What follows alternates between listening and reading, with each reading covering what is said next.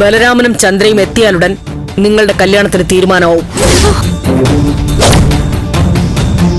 ഏറ്റവും അടുത്ത മുഹൂർത്തത്തിൽ ആർഭാടത്തിന്റെ അവസാന വാക്ക് പോലെ ഞങ്ങളത് നടത്തിയിരിക്കും.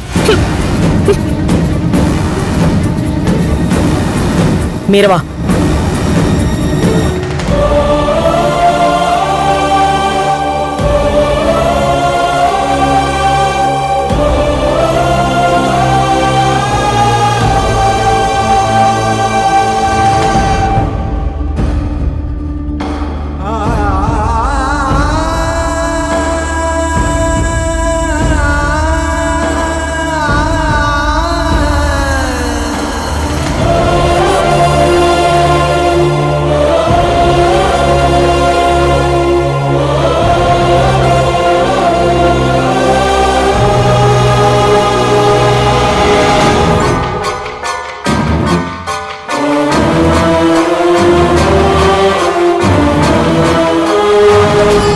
ലോക്സഭാ തെരഞ്ഞെടുപ്പിൽ സ്ഥാനാർത്ഥികൾ സജീവമായി രംഗത്തിറങ്ങിക്കഴിഞ്ഞു. ഇനി പോരാട്ടത്തിന്റെ നാളുകളാണെന്ന് മുഖ്യമന്ത്രിയും പ്രതിപക്ഷ നേതാവും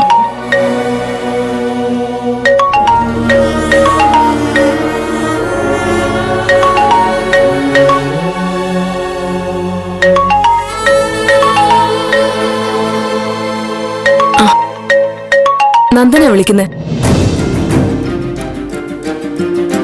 എടുക്ക്. അച്ഛന്റെ കാര്യം വല്ലതും ചോദിക്കാനാവും.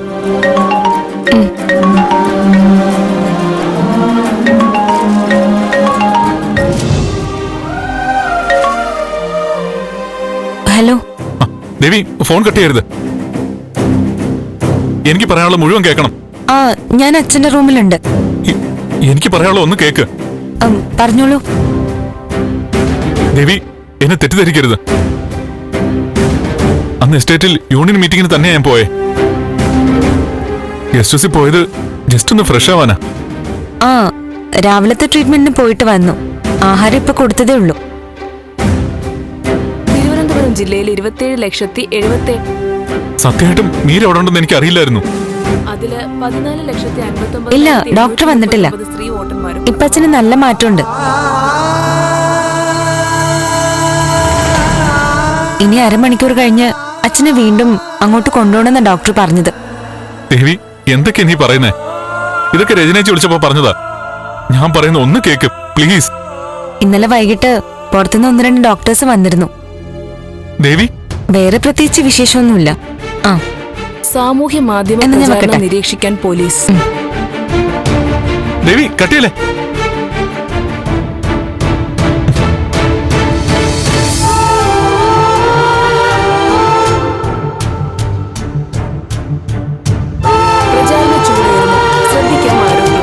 സംസ്ഥാനത്ത് പ്രചാരണ ചൂടിനൊപ്പം മീനച്ചൂടുമേറുന്നു. 37 ഡിഗ്രിയാണ് സംസ്ഥാനത്ത് കഴിഞ്ഞ കുറേ ദിവസങ്ങളിലായിട്ടുള്ള ശരാശരി താപനില. വരും ദിവസങ്ങളിൽ സംസ്ഥാനത്ത് പലയിടത്തും ചൂട് 32 ഡിഗ്രി.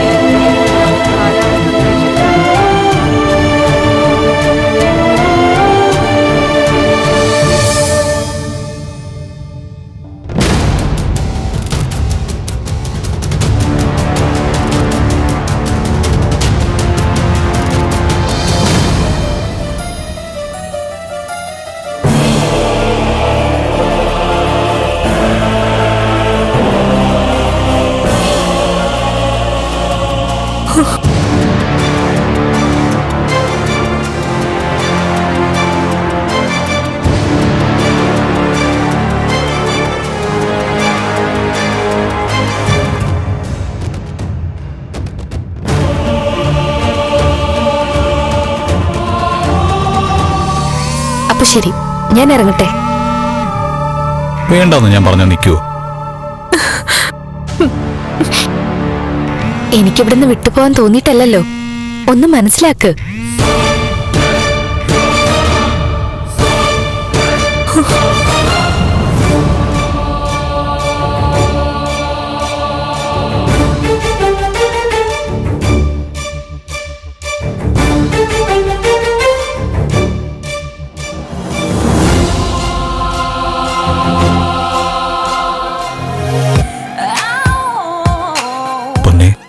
ഇപ്പൊ തന്നെ നിനക്ക് പോണോ?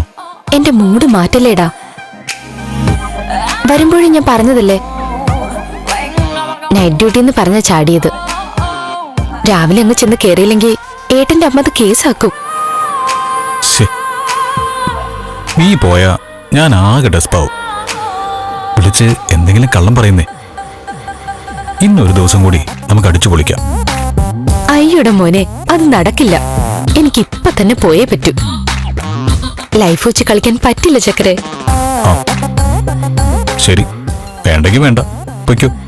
വേണമെങ്കിലേടാ, എനിക്ക് ആഗ്രഹമില്ലാഞ്ഞിട്ടാണോ? ഒന്ന് മനസ്സിലാക്കടാ.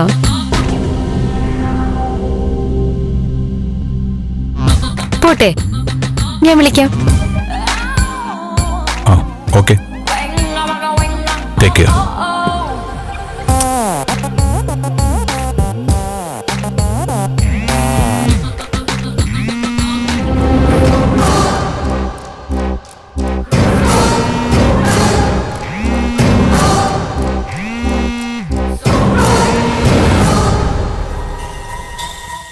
ഹായ് മീര. എനിക്കിതിനെ അത്യാവശ്യമായിട്ടൊന്ന് കാണണം. ഞാൻ അങ്ങോട്ട് വരിക.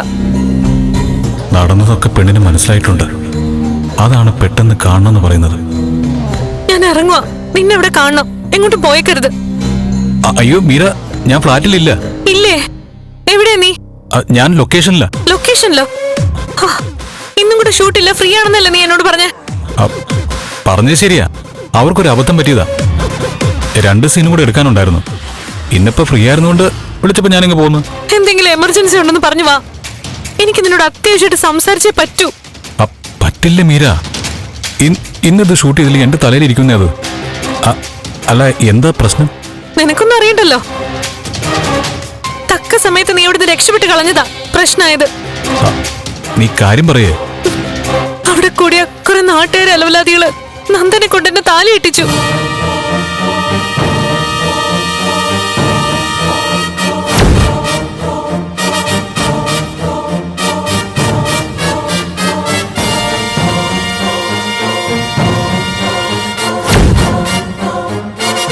ആ സ്ഥാനത്ത് നീ എവിടെ ഉണ്ടായിരുന്നെങ്കിൽ നിന്നെ കൊണ്ട് അവരത് ചെയ്യിച്ചേനെ. അങ്ങനെ ആയിരുന്നെങ്കിൽ നമ്മുടെ എല്ലാ പ്രശ്നവും അതോടെ അവസാനിച്ചേനെ. എന്നെ ഈ അപകടത്തിൽ കൊണ്ട് ചാടിച്ച നീയാ. അതിനിപ്പോ എന്താ മീരെ, അതൊരു താലിച്ചരടല്ലേ. അത് അത്രയ്ക്ക് കാര്യമാക്കണുണ്ടോ? എന്നെ വെറുതെ ദേഷ്യം പിടിപ്പിക്കരുത്. ഒന്നും അറിയാത്ത പോലെ നീ സംസാരിക്കണോ? നന്ദനുമായിട്ട് എന്റെ കല്യാണം നടത്താൻ കാത്തിരുന്ന ആന്റിക്ക് ഇതൊരു ഗോൾഡൻ ചാൻസ് ആയില്ലേ? താലി അഴിച്ചു കളയാൻ പറ്റില്ലെന്ന് ആന്റി പറയുന്നേ. അച്ഛനും അമ്മയും വന്നാൽ ഉടനെ തന്നെ ഞങ്ങളുടെ കല്യാണം ആർഭാടായിട്ട് നടത്താനാ തീരുമാനം. നീ ഇതുവല്ലോ കേൾക്കുന്നുണ്ടോ? മീര, നീ ഇപ്പോ ആന്റിയുടെ വീട്ടിലല്ലേ നിൽക്കുന്നേ. അതുകൊണ്ട് അവരെ എതിർത്ത് ഒന്നും ചെയ്യാൻ പോണ്ട. എന്നിട്ട് താലി അതൊരു തട്ടിക്കൂട്ട് ചടങ്ങിന് വേണ്ടി കെട്ടിയതല്ലേ. അത് അവിടെ തൽക്കാലം കിടന്നോട്ടെ. അത് നീ വലിയ കാര്യമായിട്ട് എടുക്കൊന്നും വേണ്ട. മനസ്സുകൊണ്ട് എന്നേ താലി കിട്ടിയാരോ നമ്മള്. സമയമാവട്ടെ, പ്രകാശ് അവിടെ ഇറങ്ങും, നിന്നെ പൊക്കിയെടുത്തുകൊണ്ട് പോവുകയും ചെയ്യും. നന്ദൻ കിട്ടിയ താലിച്ചരട് ഞാൻ പൊട്ടിച്ച് ദൂരെ കളയും. നീ സമാധാനായിട്ടിരിക്കേ. ഞാൻ നിനക്കൊരു വാക്ക് തന്നിട്ടില്ലേ? അതിൽ നിനക്ക് വിശ്വാസമുണ്ടോ? ആ വാക്കിന്റെ ബലത്തിലാ ഞാനിപ്പോ ജീവിച്ചു പോന്നെ. അത് ഞാൻ പാലിച്ചിരിക്കും. നിനക്ക് ചുറ്റും അതിനിടയ്ക്ക് പലതും നടന്നിരിക്കും. ഒന്നും നീ മൈൻഡ് ചെയ്യണ്ട. ക്ലൈമാക്സിലെ നമ്മൾ ഒരുമിച്ചായിരിക്കും. ഓക്കെ? പിന്നെ ഞാൻ ഫോൺ വയ്ക്കാം. ഷോട്ട് റെഡിയായി. ഓക്കെ, പിന്നെ കാണാം.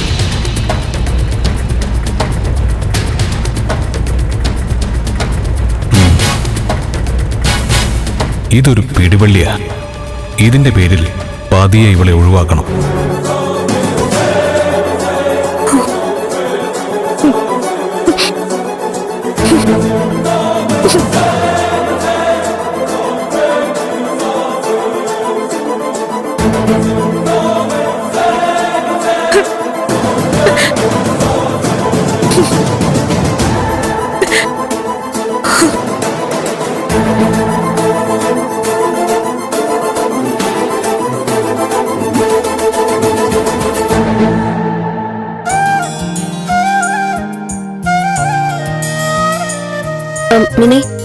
അക്ഷയയിൽ ഒരു അപേക്ഷ കൊടുത്താൽ മതി. നാളെ അംഗനവാടി പോകുമ്പോ ഞാൻ ഒന്നുകൂടെ അന്വേഷിക്കാം.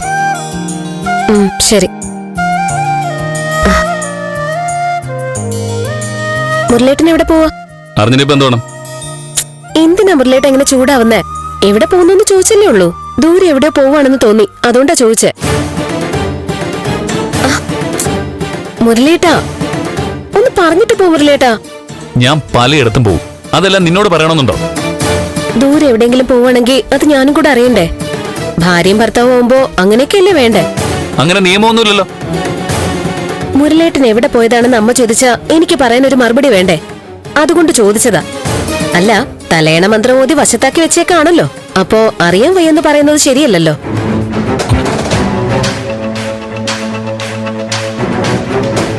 അയ്യോ, ഇരിക്കണ ഇരിപ്പ് കൊണ്ടല്ലേ.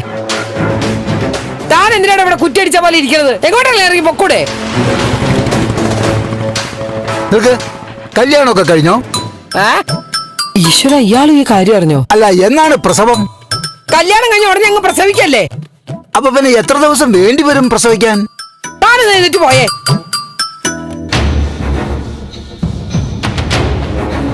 നിക്കണേ അവിടെ.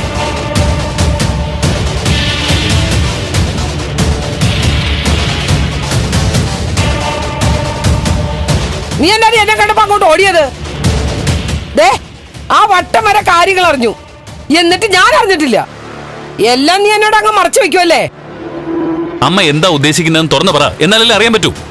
അതെ, അമ്മ കാര്യം പറ. രണ്ടും കൂടി എന്റെ മുന്നിൽ നിന്ന് ഇനി പൊട്ട കളിപ്പിക്കരുത്. ഈ ലോകത്തുള്ള എല്ലാവരും ഈ കാര്യങ്ങളൊക്കെ അറിഞ്ഞു. എന്റെ കാര്യം പോട്ടെ, ഏത് സമയം മൊബൈൽ കുത്തിപ്പിടിച്ചോണ്ടെങ്കിൽ നീയൊക്കെ വിവരം അറിഞ്ഞില്ലെന്ന് വെച്ചാൽ ഞാൻ വിശ്വസിക്കണോ? അത് വലിയൊരു കാര്യമല്ലാത്തോണ്ട് അമ്മയോട്. നീ മിണ്ടരുത്. നീ ഇവന്റെ കൂടെ കൂടിയ പിന്നെയാ ഇവന്റെ സ്വഭാവത്തിനൊക്കെ മാറ്റം വന്നു തുടങ്ങിയത്. നേരത്തെ ഇവൻ ഇങ്ങനെയൊന്നും അല്ലായിരുന്നു. അമ്മോട് പറയാത്ത ഒരു കാര്യവും ഇവന്റെ മനസ്സിലുണ്ടായിരുന്നില്ല. ഇപ്പൊ എല്ലാം ഒതുക്കിപ്പിടുത്തുവാ. ഞാൻ എന്ത് ഒതുക്കി പിടിച്ചെന്നാ? നന്ദമോ മീനമോളെ താലി കെട്ടിയ വിവരം നീ എന്താ എന്നോട് പറയാത്തെ? നന്ദൻ മോൻ ഇവിടത്തെ അല്ലല്ലോ, ചന്ദ്രോത്തെ അല്ലേ? അമ്മ കൂടുതൽ സമയം ചന്ദ്രോത്തെ തന്നെ അല്ലേ? എന്നിട്ട് അവിടുത്തെ വിവരം അമ്മ എന്താ അറിയാത്തെ? ഞാനിപ്പോ അവിടെ നിന്നുള്ള വിവരം അറിഞ്ഞത്. അല്ല, അവര് തമ്മിൽ കല്യാണം കഴിച്ചതിന് നീ എന്തിനാ നന്ദമോനായിട്ട് വഴക്കിട്ടത്? അമ്മയോട് ആരെങ്കിലും അങ്ങനെ പറഞ്ഞോ? ഇല്ല. പിന്നെന്തിനാ അമ്മ അങ്ങനെ ചോദിച്ചേ? ഇതല്ല കാര്യമെങ്കിൽ വേറെന്ത് കാര്യത്തിന് നീ വഴക്കിട്ടത്? അത് പറയടാ. ഞങ്ങള് തമ്മിൽ പല കാര്യത്തിനും വഴക്കിടും. അമ്മ എന്തിനാ അതൊക്കെ അറിയുന്നേ? നിങ്ങൾ തമ്മിൽ ഇതുവരെ വഴക്കിട്ടിട്ടുണ്ടോ? വഴക്ക് മാത്രമല്ല ഇപ്പൊ ഉണ്ടായത്, അങ്ങോട്ടും ഇങ്ങോട്ടും കൈ വെച്ചില്ലടാ. എന്നാര് പറഞ്ഞു? ഇവളാ പറഞ്ഞത്. ഞാനൊന്നും പറഞ്ഞില്ല. അമ്മ വെറുതെ ആവശ്യമില്ലാത്ത കാര്യമൊന്നും പറയല്ലേ. എന്നാ ഞാനാ പറഞ്ഞത്. നന്ദമോനും മീനമോളും കല്യാണം കഴിക്കാനിരുന്നതാ. അവർക്ക് ഇങ്ങനെ ഒരു കാര്യം ചെയ്തൂടെ? അതിന് നിനക്കെന്താ എത്ര ബുദ്ധിമുട്ട്? അതാണ് എനിക്ക് മനസ്സിലാവാത്തത്. എനിക്കൊരു ബുദ്ധിമുട്ടും ഇല്ല. അവൻ ആരെയെന്ന് വെച്ചാൽ കെട്ടി മുടിഞ്ഞോട്ടെ. എന്നോട് ഇനി ഇക്കാര്യത്തെ പറ്റി സംസാരിക്കാൻ വന്നേക്കരുത്.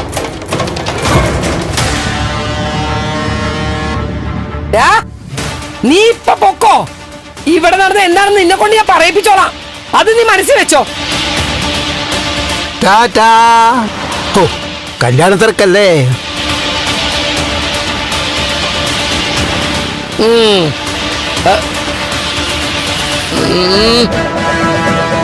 എല്ലാം ഞാൻ കണ്ടുപിടിച്ചോളാടി.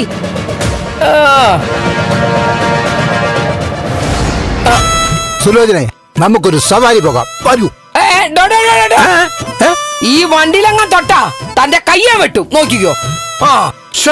എന്റെ കൂടെ സവാരി വരാൻ ഇഷ്ടമല്ലെങ്കിൽ അത് പറഞ്ഞ ഒന്ന് പോടാണ് തന്റെ സവാരി.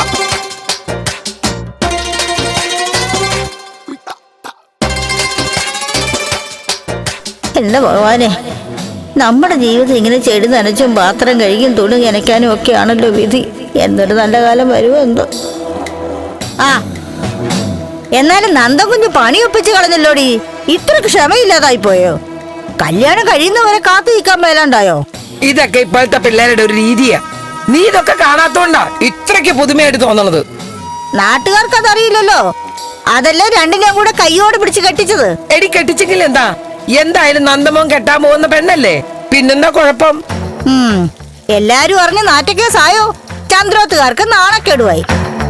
എടി നീ ഇത് ഇനി കെട്ടി ആഘോഷിച്ച് നടക്കണ്ട. പ്രഭകുഞ്ഞിന്റെ ചെവിയിലും കെട്ടിയാലേ അറിയാലോ നിനക്ക്. ഇതിന് ഞാനായിട്ട് പറഞ്ഞു വരുത്തേണ്ട കാര്യമൊന്നുമില്ല. അല്ലാതെ എന്നെ ലോകം മുഴുവൻ അറിഞ്ഞിട്ടുണ്ട്. ആ അതെന്തെങ്കിലും ആവട്ടെ. അതിന് പരിഹാരം കാണാനേ ആ കൊച്ചിന്റെ തന്റെ നല്ല ഇപ്പൊ ജീവിച്ചിരിപ്പുണ്ട്. ഉടനെ കല്യാണം നടത്തി അവർ ഈ നാണക്കേട് ഇന്ന് രക്ഷപ്പെടും. പറഞ്ഞുകൊണ്ട് നടന്ന് നീ ഇവിടുന്ന് പുറത്താവണ്ട് നോക്കിക്കോ. വേഗം തന്നെ കല്യാണം അങ്ങ് നടത്തി കൊടുക്കുന്നതാ നല്ലത്. അല്ലെങ്കിൽ ഈ നാണക്കേടിന്റെ പുറത്ത് പെണ്ണിന് കല്യാണത്തിന് മുമ്പ് വയറ്റിലുണ്ടെന്നുള്ള പേരുദോഷം കൂടെ കേൾക്കേണ്ടി വരും. നിനക്കിത് എന്തിന്റെ കേടാടി? പിള്ളേര് രണ്ടുപേരും കൂടി ഒന്ന് കറങ്ങാൻ പോയതിന് ഉടനെ വയറ്റുണ്ടായെന്ന് പറഞ്ഞോളണം. പ്രഭകുഞ്ഞെങ്ങാനും കേട്ടാ നിന്റെ കണ്ണു കുത്തിപ്പൊട്ടിക്കും, പറഞ്ഞേക്കാം. എന്റെ കണ്ണു കുത്തിപ്പൊട്ടിച്ചിട്ട് എന്ത് കാര്യം? രണ്ടാളും കൂടെ എസ്റ്റേറ്റ് ബംഗ്ലാവിൽ പോയതേ കല്യാണത്തിന്റെ സദ്യക്ക് എത്ര തരം പ്രഥമം വേണമെന്ന് ആലോചിക്കാനൊന്നും അല്ലല്ലോ. ആണോ? ഓ കല്യാണം പെട്ടെന്ന് നടത്തിയാൽ അവർക്ക് കൊള്ളാം. ഓ നിന്റെ ഈ നാശം പിടിച്ച നാവ് ഒരു നേരത്ത് അടങ്ങിയിരിക്കില്ലല്ലോ. ലോകത്ത് എന്ത് നടന്നാലും അത് പറഞ്ഞ് അലമ്പാക്കാൻ നല്ല മിടുക്ക സത്ത്. നീ ഓടി, ഞാൻ പറയും, ഇനിയും പറയും. ഇതൊക്കെ കേട്ടിട്ടേ മനസ്സിൽ വെച്ചോണ്ടിരുന്നാലേ എനിക്ക് ശ്വാസം മുട്ടും. ഞാൻ പറയും. മര്യാദയ്ക്ക് പണിയേടി. ഓ വന്നില്ല ചെയ്യുന്നു.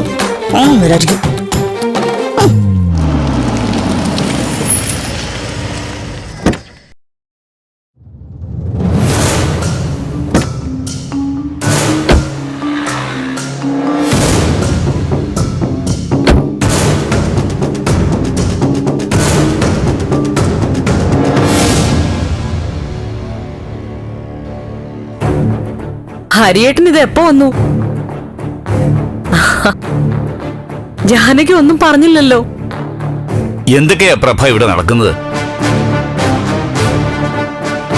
കുടുംബത്തിന് ആകെ മാനക്കേടുണ്ടാക്കി വെക്കാനുള്ള പരിപാടിയാണോ?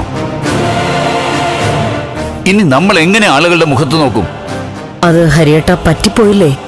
പറ്റാതിരിക്കാനുള്ള അറിവും കപ്പാസിറ്റിയും പ്രഭയ്ക്കുണ്ടെന്നാണ് ഇത്രയും കാലം ഞാൻ വിചാരിച്ചിരുന്നത്. ഇത് എന്റെ കുറ്റമാണോ ഹരിയേട്ട? എനിക്ക് അവരുടെ പിന്നാലെ എപ്പോഴും നടക്കാൻ പറ്റുമോ? പിന്നാലെ നടക്കണമെന്നൊന്നും ഞാൻ പറഞ്ഞില്ല. പക്ഷെ ഇങ്ങനെ ഒരു ഇഷ്യൂ ഉണ്ടായെന്ന് അറിഞ്ഞപ്പോ അത് 4 പേരറിയാതെ മാനേജ് ചെയ്യണമായിരുന്നു. ഹരിയേട്ടൻ, ഞാൻ അവിടെ ചെല്ലുമ്പോഴേക്കും താലികെട്ട് കഴിഞ്ഞിരുന്നു.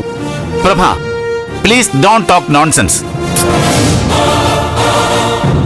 ഒരു മഞ്ഞപ്പത്രക്കാരൻ റാസ്കളും അവന്റെ കൂട്ടാളികളും ചേർന്ന് ചന്ദ്രോത്ത പയ്യനെ സ്വന്തം എസ്റ്റേറ്റിൽ പിടിച്ചു വെച്ചാൽ അതിന് പരിഹാരം കാണാൻ പ്രഭയ്ക്ക് സ്പോട്ടിൽ ചെല്ലേണ്ട ആവശ്യമൊന്നുമില്ലെന്ന് എനിക്ക് നന്നായിട്ടറിയാം.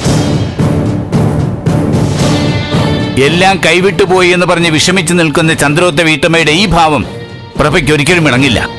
ഹരിയേട്ടൻ, ഇത് മറ്റൊരു സിറ്റുവേഷനിലായിരുന്നെങ്കിൽ ആ പത്രക്കാരന്റെയും കൂട്ടാളികളുടെയും വിധി എന്തായിരിക്കും ഊഹിക്കാൻ പ്രഭയെ പരിചയമുള്ള എല്ലാവർക്കും കഴിയും. മകനെ ബന്ധിയാക്കിയവരെ അവിടെ നിന്ന് പറപ്പിക്കാൻ പ്രഭയ്ക്ക് ഒറ്റ ഫോൺ കോളിന്റെ ആവശ്യമേ ഉണ്ടായിരുന്നുള്ളൂ, അല്ലേ? എന്താ ഞാൻ പറഞ്ഞത് ശരിയല്ലേ? അത് പ്രഭ ചെയ്തില്ല. അതിന്റെ പിന്നിലെ ബുദ്ധി എന്തായിരുന്നുവെന്ന് എനിക്ക് നല്ല വ്യക്തമായിട്ടറിയാം. കുടുംബത്തിന് തൽക്കാലം ഒരു മാനക്കേടുണ്ടായാലും വേണ്ടില്ല, ഉദ്ദേശിച്ച കാര്യം നടക്കണം, അതല്ലേ? അല്ല ഹരിയേട്ട, എന്താ സംഭവിച്ചെന്ന് വെച്ചാ കഥകൾ പറഞ്ഞ് മറ്റുള്ളവരെ വിശ്വസിപ്പിച്ചോളൂ, പക്ഷേ അത് എന്നോട് പറയരുത്. അത് വെള്ളം തൊടാതെ വിഴുങ്ങാൻ മാത്രം ഫൂളൊന്നുമല്ല ഞാൻ. നന്ദന എവിടെ? മുകളിലുണ്ട്.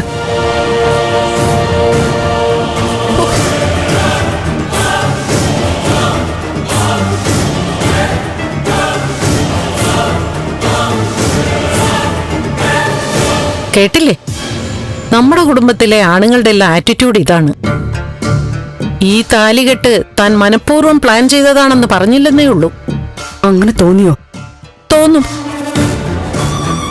ഹരിയേട്ടന് കാര്യങ്ങളെല്ലാം വ്യക്തമായിട്ടറിയാം. അതാ ഇത്രയ്ക്ക് ചൂട്. വ്യക്തമായിട്ടറിയാമെന്ന് വെച്ചാ സിദ്ധു എല്ലാ കാര്യങ്ങളും ഹരിയേട്ടനോട് പറഞ്ഞു കാണും. നന്ദനും ദേവികയുമായിട്ടുള്ള ബന്ധം അറിയില്ലെങ്കിൽ പിന്നെ ഇങ്ങനെയൊന്നും സംസാരിക്കേണ്ട കാര്യമില്ലല്ലോ. ഹരിയേട്ടൻ സപ്പോർട്ട് ചെയ്താ നന്ദൻ അത് വലിയ ശക്തിയാവും. അതല്ലെങ്കിലും നന്ദൻ നല്ല സ്ട്രോങ് ആയിട്ട് തന്നെ നിൽക്കുക. അവന് ദേവികയെ തള്ളിക്കളയാൻ പറ്റില്ലല്ലോ. അവൻ അങ്ങനെ നിന്ന പ്ലാനുകൾ ആകെ കുഴയും. അതിന് ഒറ്റ വഴിയേ ഉള്ളൂ. എങ്ങനെ? മീരയെ സ്ട്രോങ് ആയിട്ട് നിർത്തുക. അവൾക്ക് ഇനി നന്ദനെ കല്യാണം കഴിക്കാതെ വയ്യല്ലോ. അവൾക്ക് എല്ലാ സപ്പോർട്ടും കൊടുക്കുക, അത്രേ ഉള്ളൂ. ബലരാമനും ചന്ദ്രമതിയും വന്നാൽ ഉടനെ കല്യാണം അങ്ങ് നടത്തണം.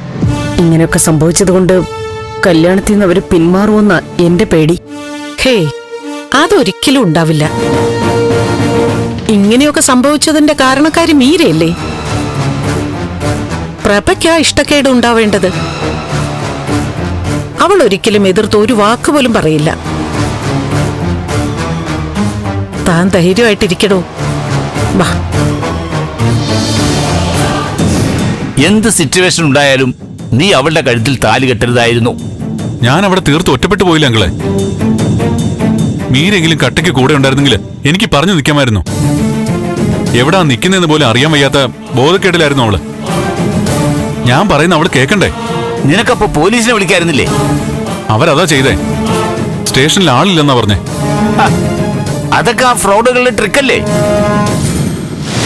കൂട്ടം കൂടി നിൽക്കുന്ന ആളുകളുടെ നിർദ്ദേശമനുസരിച്ച് ആരും ആരെയും കല്യാണം കഴിക്കേണ്ട ആവശ്യമൊന്നുമില്ല.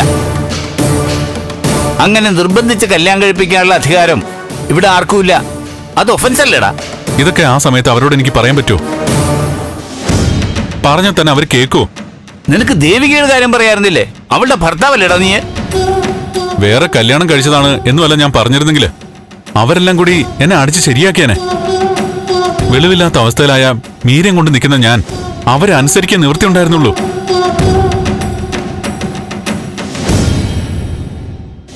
പ്രഭ എപ്പോഴാ അവിടെ എത്തിയത്? താലികെട്ട് കഴിഞ്ഞാ വന്നത്.